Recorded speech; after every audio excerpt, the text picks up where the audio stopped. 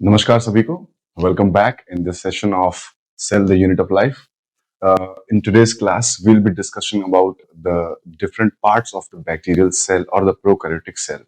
In the last class, we discussed about the structure of prokaryotic cell, the different cell parts and the extensions of the cell. हम लोग सारे चीज देखें. एक brief explanation वहाँ पिछले क्लास में हुआ था सारे parts का. आज हम लोग सारे पार्ट्स को एक डिटेल स्ट्रक्चर में देखेंगे. ठीक है, let's talk about first the cell envelope. Cell envelope जब बात करते हैं हम लोग स्टूडेंट्स, तो सेल एनवेलप जो है वो तीन चीजों से मिलकर बनता है. पिछले बार हम लोगों ने क्लास में देखा था. उसमें क्या क्या है? सबसे पहले बाहर से अगर आएंगे हम लोग, तो हमारे पास ग्लाइको कैलिक्स है. उसके साथ उसके नीचे आएगा सेल वॉल. ठीक है. एंड द सबसे आखिरी में जो पड़ेगा वो होगा सेल मेम्ब्रेन. ध्यान से समझिए स्टूडेंट्स, इन तीनों को मिला के हम लोग कहते हैं सेल एनवेलप. ठीक है. इसीलिए एनसीईआरटी जो है, एनसीईआरटी इसको मेंशन किया है, the cell envelope is very chemically complex. Alright, it is chemically complex. क्यों कॉम्प्लेक्स कहा है? क्योंकि इसमें ग्लाइकोकैलिक्स भी है, सेल वॉल भी है, सेल मेम्ब्रेन भी है कि नहीं? अब देखिए क्यों ये ज्यादा कॉम्प्लेक्स इसलिए है क्योंकि ये जो है ग्लाइकोकैलिक्स एक तरह के कार्बोहाइड्रेट से मिलकर बनता है. ठीक है, एक तरह का ये कार्बोहाइड्रेट है. सेल वॉल ये भी एक तरह का कार्बोहाइड्रेट है. ठीक है. एंड सेल मेम्ब्रेन जो है वो फोस्फोलिपिड से बना होता है. Phospholipid and protein. ठीक है.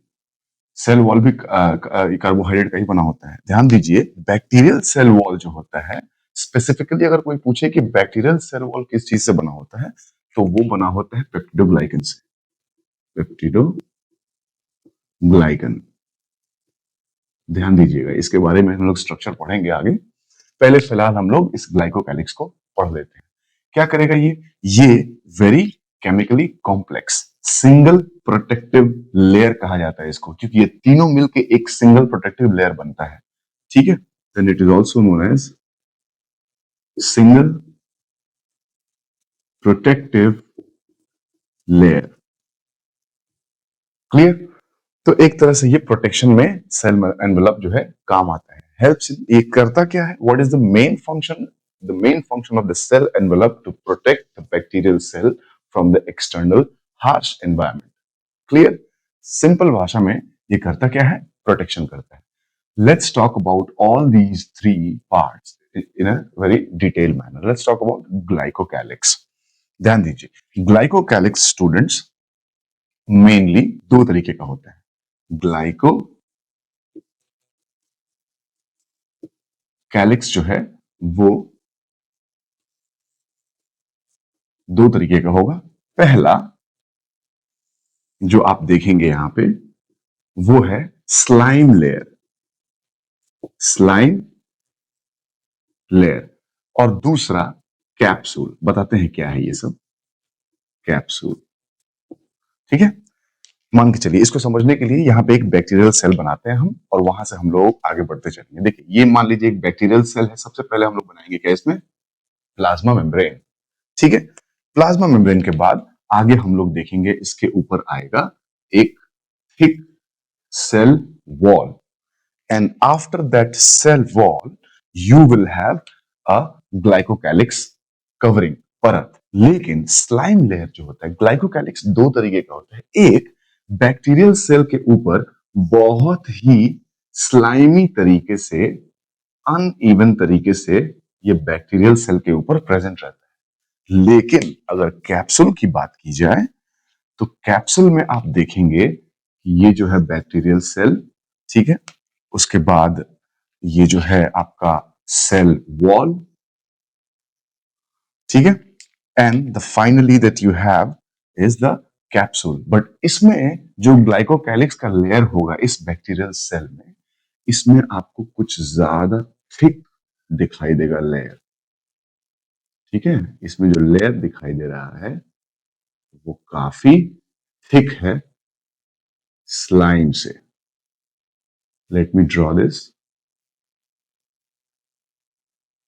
If you see this, students, this structure is very dense, tightly packed.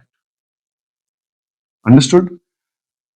This thick glycocalyx is now known as capsule. समझ में आया? क्योंकि ये थिक आउटर कोट है, टाइटली पैक्ड है, इसलिए इसको कैप्सूल कहा जाता है। और क्योंकि ये नॉन कंटिन्यूअस शीट है, क्योंकि ये हार्ड एंड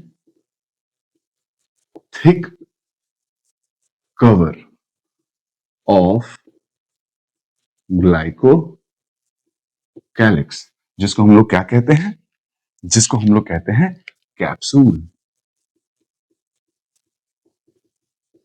ठीक है, कैप्सूल करता क्या है, फंक्शन क्या है इसका, ध्यान से समझिए। इसका फंक्शन देखिए बच्चों, इसका फंक्शन जो है वो काफी इंपॉर्टेंट है।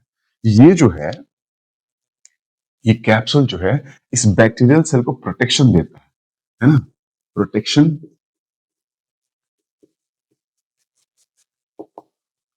Against antibiotics.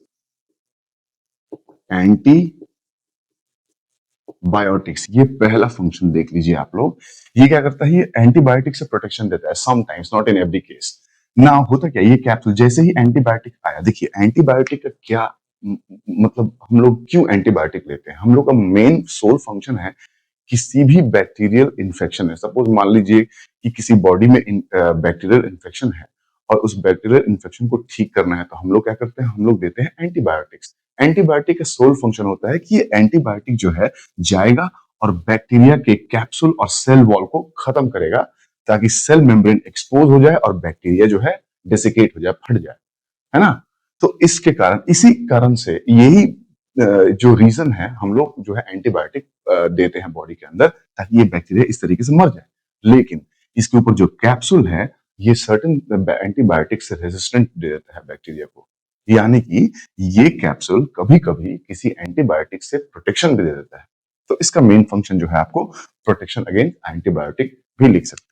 दूसरा फंक्शन जो होगा वो बड़ा इंपॉर्टेंट है। ये जो है पैथोजेनिक प्रॉपर्टी भी देता है बैक्टीरियल सेल को। ठीक है, it also gives the pathogenic property.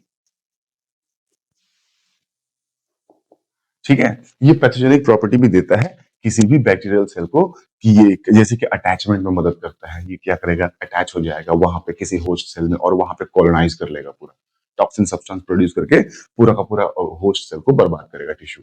ठीक है, तो ये एक तरीके का काम करता है बैक्टीरियल सेल में। क्या? कैप्सूल। कैप्सूल बना किस चीज से है? ग्लाइकोकैलिक्स से बना है। ठीक है, स्लाइम लेयर पे आते हैं। ये जो है स्लाइम लेयर जो होता है, वो थोड़ा सा अलग है। It is non continuous layer. ये क्या है? एक नॉन कंटिन्यूअस लेयर है। किस टाइप का लेयर है? लूज शीट, एकदम लूज शीट है। देख रहे हैं ना, कहीं ज्यादा कहीं कम, है ना, कंटिन्यूअस नहीं है। इट प्रोवाइड्स, फंक्शन क्या है इसका, देखिए ध्यान से। फंक्शन में क्या लिखेंगे आप इसका? ये भी एक, अब क्योंकि ये स्लाइम लेयर क्या है, एक तरीके का ग्लाइकोकैलिक्स ही है। ठीक है, बस इसका स्ट्रक्चर का डिफरेंस जो है हम लोग यहाँ देख रहे हैं, कि ये थिक है और ये बहुत स्लाइम है और चिपचिपा है, अनइवनली डिस्ट्रीब्यूटेड है सेल सरफेस पे। ठीक, फंक्शन क्या हुआ? ये भी एक तरह से एडहेशन का काम करता है। एडहेशन का काम करता है कहां पे? होस्ट सेल पे। होस्ट सेल पे चिपक जाना बैक्टीरिया का एक बहुत ही बेहतरीन कैरेक्टरिस्टिक फीचर है, क्योंकि वो चिपकेगा तभी जाके वहां पे वो या तो फायदा पहुंचाएगा या तो घाटा पहुंचाएगा बॉडी। ठीक है, लेकिन अपने लिए तो वो फायदा ही पहुंचाएगा, इतना तो तय है। एक ये एडेशन एडेशन प्रोवाइड करता है, चिपचिपा रहता है तो चिपक जाता है। ठीक है, और ये पैथोजेनिक भी होते हैं, ये भी पैथोजेनिक प्रॉपर्टी दे सकता है। ठीक है, समझ में आया? अच्छा, एक और चीज है कि ये जो ग्लाइकोकैलिक्स है, वो सेल को हाइड्रेटेड रखता है। समझ में आया? ये जो है हाइड्रेटेड रखता है, सेल को मदद करता है। वाटर कंटेंट ज्यादा रहता है ताकि सेल हाइड्रेटेड रहे, जितना जरूरी है उतना पानी सेल के अंदर अवेलेबल रहे। Just make sure the glycocalyx clear. This can be washed away. ये जो है स्लाइम लेयर जो है कभी कभी ये वॉश्ड अवे हो जाता है, ये धुल सकता है। समझ में आया? फिर प्रोड्यूस हो जाएगा, फिर नॉन कंटिन्यूअस शीट जो है आ जाएगा सेल वॉल के ऊपर, सेल ही प्रोड्यूस करके ला के रख लेगा फिर। समझ में आया? ये था आपको ग्लाइकोकैलिक्स का छोटा सा ब्रीफ एक्सप्लेनेशन। मेरे ख्याल से ये समझ में आया होगा। स्ट्रक्चर वाइज आप लोग ध्यान दीजिएगा। समझ में आया? चलिए, let us move on to the next part and that is the cell wall. Cell wall पढ़ने के लिए बच्चों ध्यान दीजिए। Let's talk about the cell wall. This was glycocalyx. Now we are going to talk about cell wall. देखिए ध्यान से, सबसे पहले ये सेल वॉल का काम क्या है? What is the function of the cell wall? ये सबसे पहले तो ये सेल को रिजिडिटी प्रोवाइड करता है। ठीक है, रिजिडिटी प्रोवाइड करता है, रिजिडिटी टू द सेल, पहली बात। दूसरा, gives shape. Proper shape maintain करने के लिए कौन रिस्पॉन्सिबल है? सेल वॉल रिस्पॉन्सिबल है। समझ में आया? रिजिडिटी प्रोवाइड करने के लिए कौन रिस्पॉन्सिबल है? सेल वॉल रिस्पॉन्सिबल है। समझ में आया? ये जो है प्रिवेंट, बचाता है, prevent cells from collapsing and damaging. तीनों पॉइंट को अच्छे से समझा देते हैं, ध्यान से समझिए। जैसे कि ये एक बैक्टीरियल सेल है, ठीक है, और इस बैक्टीरियल सेल के ऊपर सेल वॉल बहुत जरूरी है। तो सेल वॉल जो होता है वो सेल मेम्ब्रेन के ऊपर से एक हार्ड कवरिंग बना के रखता है। इसका काम क्या है? ये जो है सेल मेम्ब्रेन, सपोज दैट, मान के चलिए किसी कारण से यहां से पानी जो है अंदर चला आए, ठीक है, तो कंसंट्रेशन जो है पानी का सेल के अंदर बहुत ज्यादा हो जाएगा। अब क्या होगा? यहां पे क्या होगा? मेम्ब्रेन के ऊपर फोर्स लगेगा। क्या लग रहा है यहां पे? Force on the cell membrane. अब मेम्ब्रेन के ऊपर जब फोर्स लगेगा तो ये मेम्ब्रेन एक्सटेंड करेगा, क्योंकि मेम्ब्रेन फ्लेक्सिबल होता है। Cell membrane is always flexible, तो वो एक्सपैंड करेगा, लेकिन वो इतना ज्यादा एक्सपैंड नहीं करेगा कि सेल फट जाए, क्योंकि उसके प्रोटेक्शन के लिए बाहर क्या लगा हुआ है? उसके प्रोटेक्शन के लिए बाहर लगा हुआ है सेल वॉल। इसीलिए हम लोग कहते हैं कि prevents from cells from collapsing and damaging और डेसिकेटिंग, फट जाना। ठीक है, रिजिडिटी प्रोवाइड करेगा, तभी जाके ये टर्जिडिटी मेंटेन हो पाएगा सेल का, है ना। इस तरीके से सेल वॉल जो है किसी भी बैक्टीरियल सेल में काम आता है। सेल वॉल, ये जो फंक्शन पढ़े हैं हम लोग, ये बहुत जरूरी है। अब हम लोग पढ़ते हैं कि सेल वॉल बना किस चीज से है। You know, what are the things that are required in for the formation of the cell wall. Cell wall के फॉर्मेशन के लिए बेसिकली हम लोगों को कार्बोहाइड्रेट चाहिए होता है, ठीक है, और साथ साथ कुछ प्रोटीन्स भी चाहिए। इसीलिए जब हम लोग पढ़ते हैं कि बैक्टीरियल सेल जो है किस चीज से बना होता है, तो हम लोग कहते हैं it is made of peptidoglycan. ठीक है, इसमें प्रोटीन भी है, नाम में ही लगा हुआ है, ध्यान से देखिए। पेप्टिडो मतलब प्रोटीन का चेन, और ग्लाइकन मतलब कार्बोहाइड्रेट। तो बोथ आर मिक्स टुगेदर, मतलब ज्यादा जो है कार्बोहाइड्रेट होता है, प्रोटीन का मात्रा कम होता है, लेकिन बड़ा ही क्रूशियल होता है। तो थोड़ा हम लोग सेल वॉल के स्ट्रक्चर को पढ़ लेते हैं, ठीक है। ध्यान से देखिए, सेल वॉल किसी चीज में हो, ये जो बताए हैं हम अभी, ये कहीं भी हो, यही फंक्शन करेगा। सेल वॉल, चाहे वो प्लांट के सेल में सेल वॉल हो, या फंगस में सेल वॉल हो, या बैक्टीरियल सेल में सेल वॉल हो, सारे के सारे सेल वॉल जो है यही फंक्शन करेंगे। ठीक है, अब because we are talking about the bacterial cell, and we'll talk about the components of components which are required to form a bacterial cell wall. ठीक है, and that is peptidoglycan. Let's talk about the structure.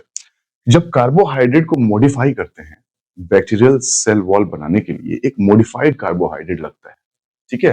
वो carbohydrate को कहा जाता है nag और NAM. ध्यान से देखिए, ये कार्बोहाइड्रेट जो है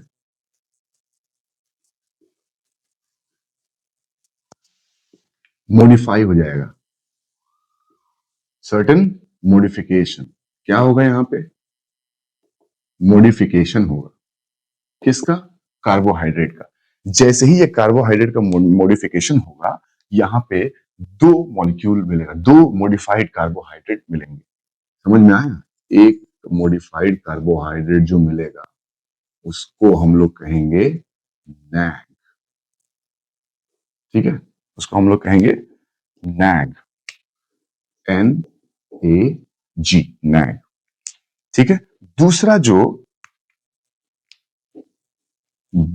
modified carbohydrate यहाँ पे मिलेगा after the modification of this glucose or the carbohydrate, what you see here, there is one more structure molecule you will see that will be called as NAM, will be called as NAM, ठीक है। NAG जो होगा उसको हम लोग कहते हैं N acetyl glucosamine, N acetyl glucose amine. ध्यान दीजिए, लिख देते हैं एन एसिटाइल ग्लूकोज अमीन, ठीक है। और नैम को हम लोग यहां पे लिखते हैं एन एसिटाइल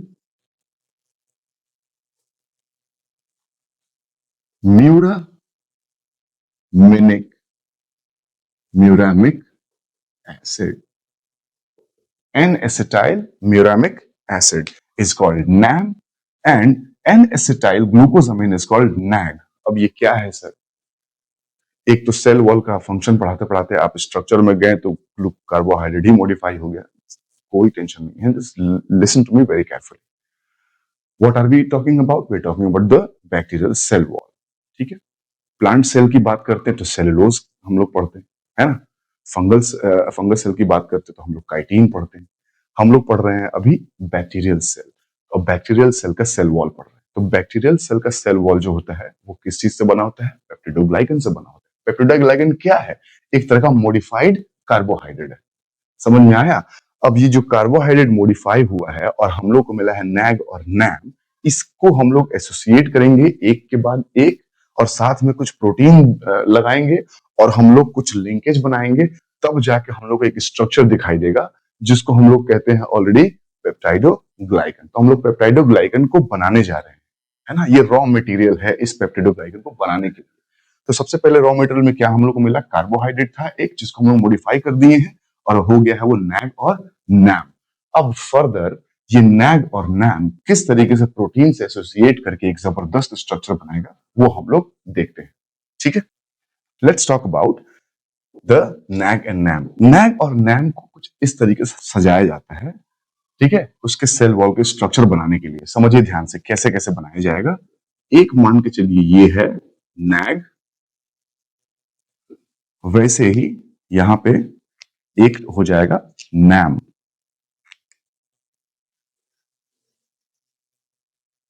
फिर नैग और नैम लगा, फिर एक नैग, फिर एक नैम। इस तरीके से हम लोग कंटिन्यूअस बनाते चले जाएंगे। Let me draw the proper structure. ये हो गया NAG NAM, NAG NAM, NAG NAM, NAG और नैम, ठीक है। आप लोग को दिख रहा है यहां पे?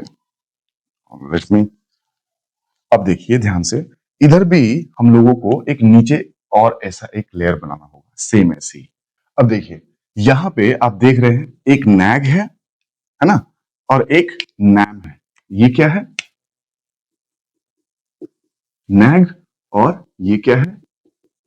नैम।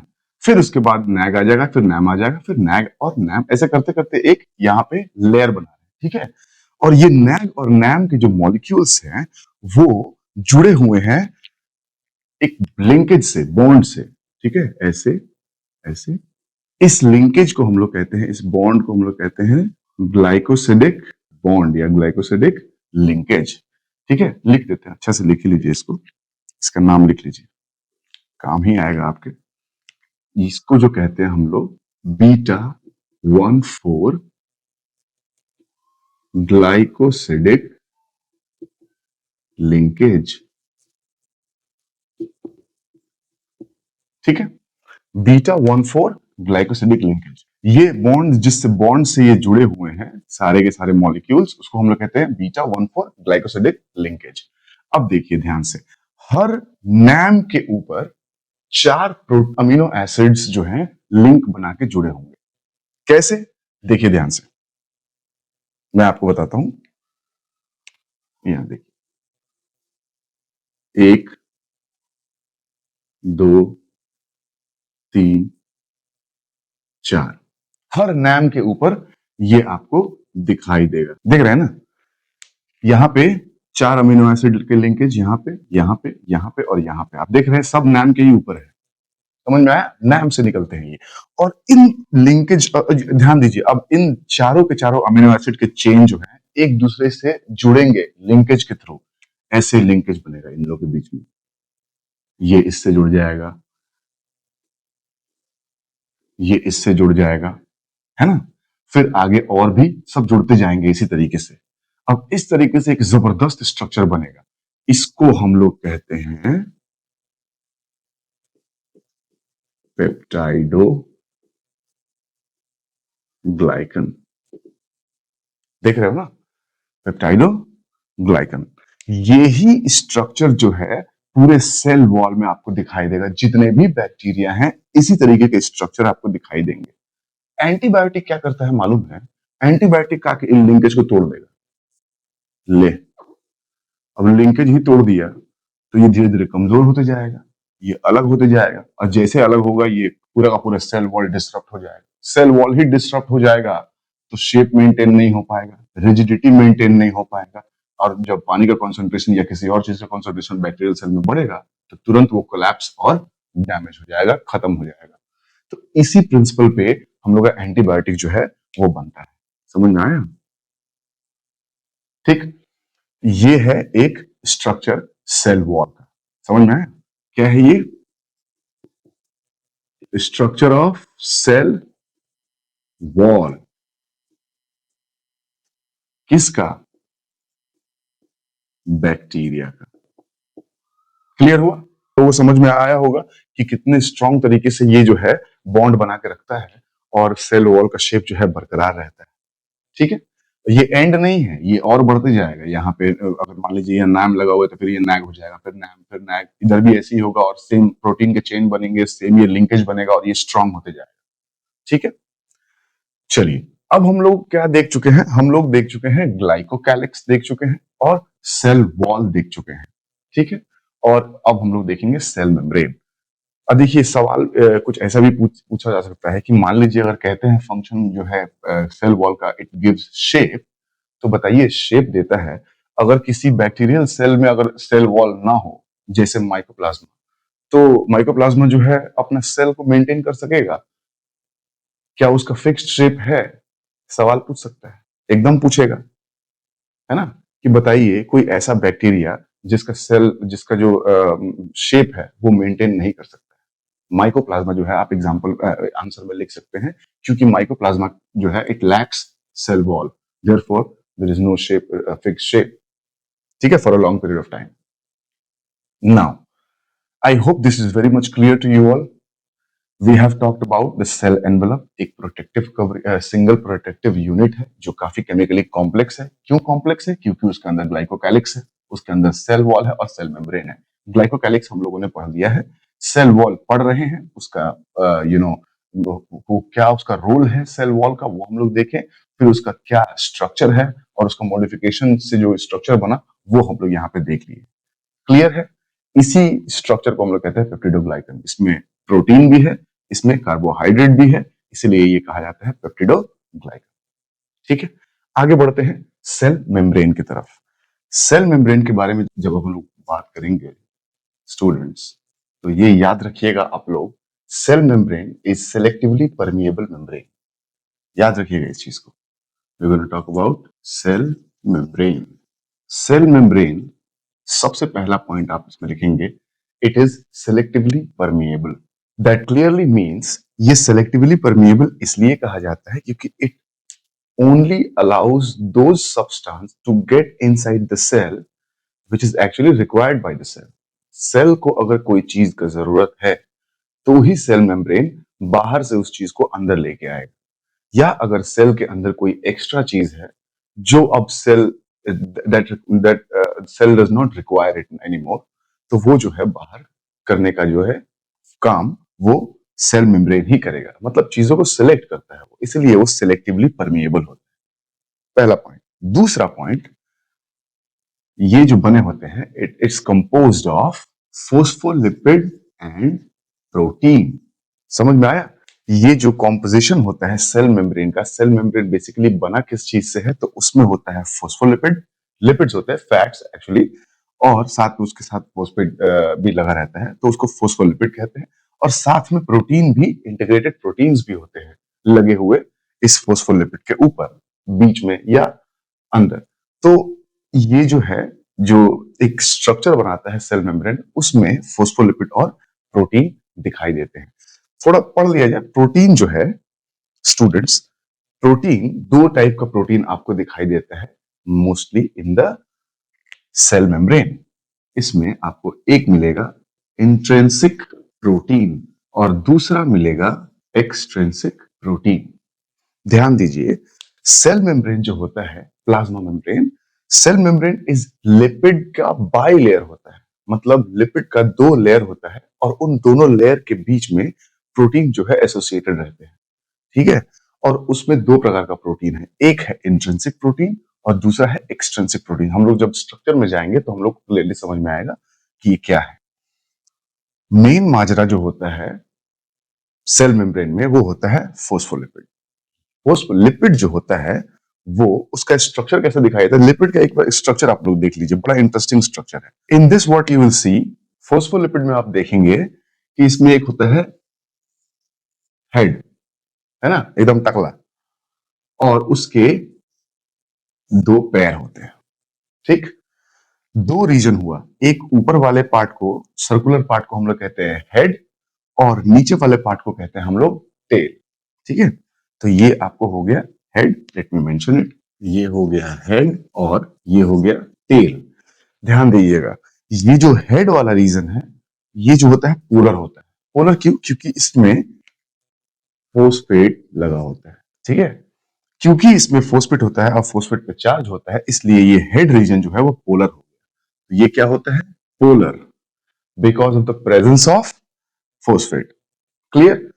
अब क्योंकि ये पोलर है तो ये पानी से इंटरेक्ट कर लेगा। क्यों पानी से इंटरेक्ट कर लेगा? क्योंकि पानी भी पोलर है ना। अब मत पूछिएगा पानी कैसे पोलर है। अरे भैया, मान लिए कि ये दो हाइड्रोजन जो है एक एक इलेक्ट्रॉन जो है शेयर कर लिया है ऑक्सीजन से, लेकिन ऑक्सीजन जो होता है वो उस हाइड्रोजन से ज्यादा इलेक्ट्रोनेगेटिव है। समझ में आ रहा है ना? तो वो पोलर हो जाता है, इसलिए ये पोलर पोलर जो है एक साथ इंटरेक्ट कर लेते हैं। अब क्योंकि ये इंटरेक्ट कर लेते हैं तो इसको हम लोग कहते हैं, हेड रीजन को कहते हैं हम लोग हाइड्रोफिलिक, उसको कहते हैं हम लोग hydrophilic. Whereas the tail, tail जो होते हैं ये नॉन पोलर होते हैं। ठीक है? अब क्योंकि ये नॉन पोलर है इसलिए ये पानी से इंटरेक्ट बिल्कुल नहीं करते हैं, तो ये हो जाएंगे हाइड्रोफोबिक। क्लियर? ये जो है आपका फोस्फोलिपिड का स्ट्रक्चर है। फोस्फोलिपिड का स्ट्रक्चर, लिपिड का जो स्ट्रक्चर होता है वो इस तरीके से दिखाई देता है। एक होता है हेड रीजन, दूसरा होता है टेल रीजन। ठीक है? हेड पोलर होता है due to the presence of phosphate, and tail जो होता है नॉन पोलर होता है। समझ में आया? क्योंकि हेड जो है पोलर है इसलिए वो पानी से इंटरेक्ट कर लेता है, that is why it is hydrophilic, whereas the tail is non-polar and hence it cannot interact with water, therefore it is hydrophobic, water repellent। अब समझिए ध्यान से, अगर एक सेल है, ठीक है, सेल के अंदर भी पानी है, सेल के बाहर भी पानी है। ठीक है? तो जो मेम्ब्रेन का अरेंजमेंट होगा वो कैसे होगा? हेड को बाहर की तरफ रखना पड़ेगा, अब क्योंकि लिपिड बाई लेयर होता है ना, तो पहला लेयर में हेड को ऊपर रखना पड़ेगा क्योंकि बाहर पानी है, पानी से इंटरेक्शन हो सके, और सेल के अंदर भी पानी है तो एक दूसरे लेयर बनाना पड़ेगा उसके नीचे जिसका हेड जो है वो सेल के अंदर की तरफ होना चाहिए, है ना, क्योंकि अंदर भी पानी है। तो स्ट्रक्चर कैसा बनेगा ध्यान से देखिए यहाँ। Now let us talk about the structure of cell membrane. चलिए ये जो है एक लिपिड, ऑलराइट, एक और बना देते हैं इसके साथ। What you see here is the lipid layer, ठीक है। Let's draw the tail, this is the tail. अब क्योंकि इस तरफ पानी है, बाहर पानी है, ये सेल का आउटर एरिया है, तो बाहर भी पानी है, ये सेल के अंदर एरिया है, तो इधर भी पानी है। तो यहाँ पे पानी बाहर है, तो हमने क्या किया है, हेड रीजन जो है ऊपर बनाया है ताकि पानी से इंटरेक्शन हो सके, ठीक है। लेकिन इधर भी पानी है, तो इधर भी हम लोग को ये हेड इधर भी बनाना पड़ेगा ताकि इधर भी वाटर से इंटरेक्शन हो सके, है ना, ताकि बीच में जो है एक हाइड्रोफोबिक जगह बने जिससे कि जिसमें बीच में पानी एंट्रेंस ना करे, ठीक है। तो सेम जो है यहाँ पे ऐसे बनाएंगे हम लोग। Now you can see this, इसका भी tail region we can draw it like this. देखिए ये जो है एक लिपिड बाइलेयर बना। लिपिड बाइलेयर मतलब ये लिपिड, ये लिपिड, ठीक है। हेड जो है बाहर की तरफ है इधर क्योंकि पानी से इंटरेक्शन चाहिए, क्योंकि सेल के बाहर का एरिया है, बाहर सेल के अंदर के एरिया में भी पानी है, इसलिए हेड जो है इस तरफ बनाए ताकि इंटरेक्शन कर सके, और बीच में जो है वो हाइड्रोफोबिक एरिया है, ठीक है। यही जो है एक कंप्लीट जो है कंप्लीट करेगा सर्कल रिंग जो सेल मेम्ब्रेन कवर करेगा, जिससे कि अंदर का एनवायरनमेंट अंदर मेंटेन रहेगा और बाहर का एनवायरनमेंट से कोई मतलब नहीं है सेल के अंदर, ठीक है। तो this is what the lipid bilayer. इसमें प्रोटीन जो है, इसमें प्रोटीन जैसे हम लोगों ने पढ़ा था, प्रोटीन दो तरीके का होता है। The first one is intrinsic protein. Intrinsic protein उसको कहते हैं जैसे कि एक ये जो बाइलेयर दिख रहा है ना सेल मेम्ब्रेन, इसके ऊपर प्रोटीन जो है छिड़के हुए रहते हैं, फेंके हुए, जैसे कि केक हो गया, मान के चलिए केक हो गया, केक के ऊपर कैसे ड्राई फ्रूट्स जो है ऊपर छिड़के हुए रहते हैं, कुछ अंदर की तरफ रहते हैं, कुछ अंदर धसे हुए रहते हैं, कुछ उसके ऊपर सरफेस पे रहते हैं, है ना। सेम वैसे ही प्रोटीन जो है इस बाइलेयर के ऊपर छिड़का हुआ है। अब कुछ ऐसे प्रोटीन है जो धस चुके हैं अंदर, है ना, उसको हम लोग कहते हैं इंट्रिंसिक प्रोटीन, ठीक है। Let us draw this intrinsic protein here. This is a protein which is half of the protein that you see here is actually भीतर चला गया है, ये थोड़ा अंदर धस चुका है ये प्रोटीन। आप लोग देखोगे तो समझ में आएगा, ये जो प्रोटीन है ये थोड़ा धस चुका है इसके अंदर, ठीक है। ये प्रोटीन थोड़ा धसा हुआ है। कुछ ऐसे प्रोटीन मिलेंगे जो सिर्फ और सिर्फ इसके ऊपर ही पाए जाएंगे, सिर्फ ऊपर पड़ा हुआ है। इस टाइप के प्रोटीन्स जो सिर्फ और सिर्फ मेम्ब्रेन के ऊपर पाए जाते हैं, ऊपर पड़े हुए हैं, उसको हम लोग कहते हैं एक्सट्रिंसिक प्रोटीन। क्या कहते हैं हम लोग उसको? Extrinsic protein. थोड़ा और लिपिड बनाना पड़ेगा। नाउ कुछ प्रोटीन होते हैं जो थोड़ा धसे हुए रहते हैं, उनको हम लोग कहते हैं इंट्रिंसिक प्रोटीन। और कुछ प्रोटीन जो है इसके ऊपर पाए जाते हैं, उसको कहते हैं हम लोग एक्सट्रिंसिक प्रोटीन, ठीक है। लिख देते हैं इसको यहाँ पे। This protein is intrinsic protein, intrinsic protein, and this is extrinsic protein, extrinsic protein। ऊपर ही पड़ा हुआ है, बस ऊपर पड़ा हुआ है, इसलिए इसको हम लोग एक्सट्रिंसिक कहते हैं और इसको हम लोग इंट्रिंसिक कह रहे हैं क्योंकि धसा हुआ है। कुछ ऐसे प्रोटीन्स होते हैं जो सीधे आर पार हो जाते हैं, ठीक है, उनको हम लोग कहते हैं चैनल प्रोटीन या टनल प्रोटीन, ठीक है। ये कुछ इस तरीके से अंदर चले जाएंगे। ये प्रोटीन जो है कुछ इस तरीके से पूरा का पूरा जो है टनल जैसा पास हो गया रहेगा पूरा। देख रहे हैं आप, यहाँ पे जो प्रोटीन देख रहे हैं आप, ये प्रोटीन पूरा आर पार हुआ, ठीक है। इसको कहते हैं हम लोग टनल प्रोटीन। क्या कहेंगे इसको हम लोग? इसको हम लोग कहेंगे टनल प्रोटीन। ध्यान दीजिएगा, इसमें हम लोग अभी तक क्या देखें? हम लोग अभी तक देखें सेल मेम्ब्रेन जो है it is selectively permeable membrane because it selects the substance, the required substance to get inside the cell, and the substance which are not required, they need to be removed. This cell membrane does that. ठीक है। And composition की बात करें तो हम लोगों ने देखा कि it is made up of phospholipid and protein. Phospholipid और प्रोटीन से मिलकर बना होता है। प्रोटीन किस टाइप के होते हैं? कुछ इंट्रिंसिक और कुछ एक्सट्रिंसिक प्रोटीन पाए जाते हैं हमारे सेल मेम्ब्रेन के ऊपर। और फोस्फोलिपिड, जो लिपिड्स की बात की जाए तो लिपिड का जो स्ट्रक्चर है एक होता है हेड और दूसरा होता है टेल। हेड जो है पोलर है और हाइड्रोफिलिक है, टेल जो है नॉन पोलर है और वो हाइड्रोफोबिक है। अब क्योंकि इसका हेड हाइड्रोफिलिक है तो सेल के बाहर के पानी, सेल के बाहर भी पानी है, सेल के अंदर भी पानी है, तो सेल के बाहर के पानी से इंटरेक्ट करने के लिए हेड हम लोग बाहर की तरफ रखते हैं, सेल के अंदर के पानी से इंटरेक्ट करने के लिए इस दूसरे लेयर के हेड को हम लोग अंदर की तरफ रखते हैं, ठीक है, ताकि बीच में एक हाइड्रोफोबिक एनवायरमेंट तैयार हो, ताकि अंदर का सामान बाहर और बाहर का सामान अंदर मिक्स ना हो जाए, ठीक है। तो बन गया एक layer, double layer, by layer. तब से हम लोग चला रहे थे कि सेल मेम्ब्रेन जो होता है वो फोस्फोलिपिड बाइलेयर से बनता है, bilayer. Now you understand what is bilayer. You see this layer 1 and you see this layer 2. Together it is bilayer. You have certain proteins which are, intrinsic to this layer. Therefore, it is called intrinsic protein. Some of the proteins are on superficially kept over the membrane, over the lipid. That is called extrinsic protein. There are certain proteins which passes through both the layers. ठीक है? That is called tunnel protein. ये tunnel protein किसी भी चीज को बाहर से अंदर या अंदर से बाहर ले जाने के लिए डायरेक्ट एक टनल का काम करता है, इसीलिए उसको टनल प्रोटीन कहा जाता है, ठीक है। इस प्रोटीन में आपको कार्बोहाइड्रेट भी मिलता है, फोस्फोलिपिड और प्रोटीन के अलावा थोड़ा बहुत कार्बोहाइड्रेट भी आपको यहाँ देखने को मिलेगा और कुछ कोलेस्ट्रॉल भी देखने को मिलते हैं, ठीक है। आगे हम लोग यूकैरियोटिक सेल जब पढ़ेंगे तो उसमें देखेंगे। तो फिलहाल आप देख लीजिए कि कुछ ऐसे कार्बोहाइड्रेट्स हैं जो प्रोटीन से एसोसिएटेड रहते हैं, कुछ ऐसे कार्बोहाइड्रेट जो हैं वो प्रोटीन से ऐसे एसोसिएटेड रहते हैं, देख रहे हो। इस टाइप के कार्बोहाइड्रेट को हम लोग कहते हैं ग्लाइकोप्रोटीन, ठीक है। क्या कहते हैं हम लोग? ग्लाइकोप्रोटीन।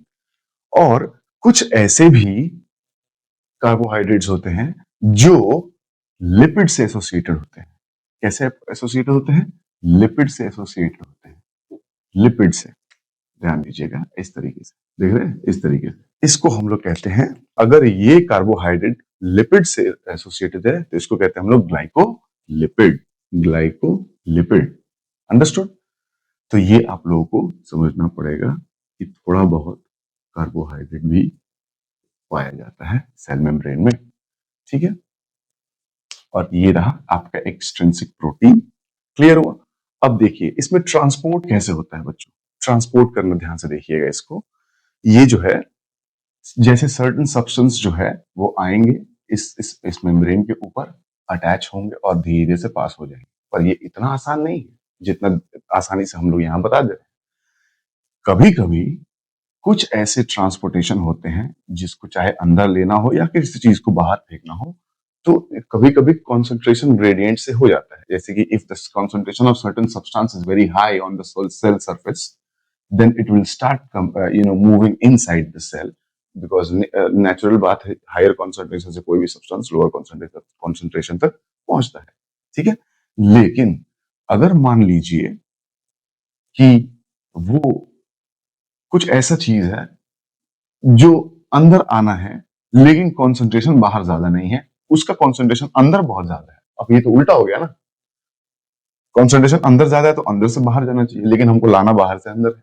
तो उस केस में सेल जो है एनर्जी खपत करता है, खर्चा करता है चीज को अंदर लेके आने के लिए, समझ में आया? तो उसको हम लोग दूसरे ट्रांसपोर्ट कहते हैं, उसको हम लोग कहते हैं एक्टिव ट्रांसपोर्ट। और जिसमें एनर्जी खपत नहीं होता है उसको कहते हैं हम लोग पैसिव ट्रांसपोर्ट, ठीक है। अब समझिए ध्यान से, ये एक लिपिड लेयर है, ये भी एक लिपिड लेयर है, ठीक है, मतलब बाइलेयर। ये जो है इसमें प्रोटीन लगे हुए हैं कुछ कुछ, ठीक है, समझ में आया? अब यहाँ पे एक सब्सटेंस आया जो न्यूट्रल सब्सटेंस है, न्यूट्रल सब्सटेंस आया। अब यहाँ पे क्या होगा? न्यूट्रल सब्सटेंस आया मतलब ही नहीं बनता है, ये डायरेक्टली क्या होगा, पेनिट्रेट करके चला जाएगा, इसको कोई असुविधा नहीं होगा इसको वहां से यहां आने में, देख रहे हो ना। लेकिन अगर ये कोई पोलर सब्सटेंस है ना, अगर कोई पोलर सब्सटेंस है तो फिर ये कैसे आएगा? तब ये आएगा, मान लीजिए ये सब्सटेंस है,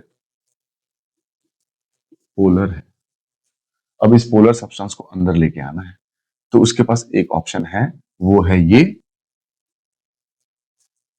टनल प्रोटीन।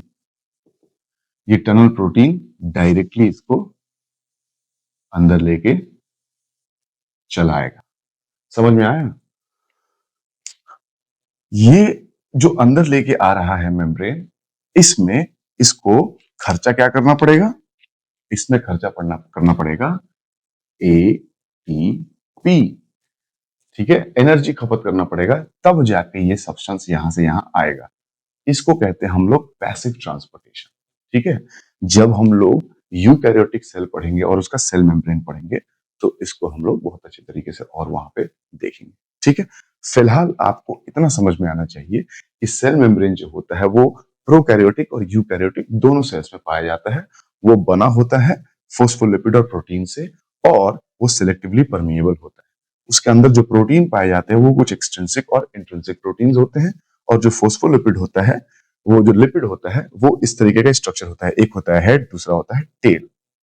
फोस्फेट के प्रेजेंस के कारण ऊपर वाला हेड जो होता है वो क्या हो जाता है? पोलर हो जाता है, और पोलर होने के कारण ये हाइड्रोफिलिक है। नीचे जो टेल है वो नॉन पोलर है और वो हाइड्रोफोबिक होता है। इसी बेसिस पे पूरा जो लेयर बना है हमारे पास, बाई लेयर, लिपिड का बाई लेयर, वो इस तरीके से बना है, और हमारा सेल मेम्ब्रेन इस तरीके से दिखाई देता है। हमारा मतलब कि किसी भी सेल का सेल मेम्ब्रेन जो है इस तरीके से दिखाई देगा। ठीक है, और फंक्शन ऐसे करेगा। क्लियर? दो तरीके का ट्रांसपोर्टेशन देखें हम लोग, एक्टिव ट्रांसपोर्टेशन और दूसरा पैसिव ट्रांसपोर्टेशन। एक्टिव ट्रांसपोर्टेशन में देखिए कि एनर्जी लग रहा है, पैसिव ट्रांसपोर्टेशन में कॉन्सेंट्रेशन ग्रेडियंट की मदद से चला आ रहा है और चला जा रहा है सब्सटेंस। ठीक है, चलिए, तो अभी हो गया खत्म। तो हम लोगों ने देखा क्या? हम लोगों ने ग्लाइकोकैलिक्स देखा, हम लोगों ने सेल वॉल देखा, और हम लोगों ने सेल मेम्ब्रेन देखा। यहाँ पे आज जो सेल एनवेलप जो पढ़ना था वो हम लोगों ने अभी कंप्लीट कर लिया। अब अगली बार नेक्स्ट क्लास में हम लोग देखेंगे सेल के सरफेस स्ट्रक्चर, जैसे फ्लैजिला, पिल्लाई, फिम्ब्रिए, ये बाहर के स्ट्रक्चर्स, और अंदर के स्ट्रक्चर्स एक्सटेंशंस को देखेंगे हम लोग, मीजोसोम्स को। ठीक है, तब तक के लिए ध्यान दीजिए अपना।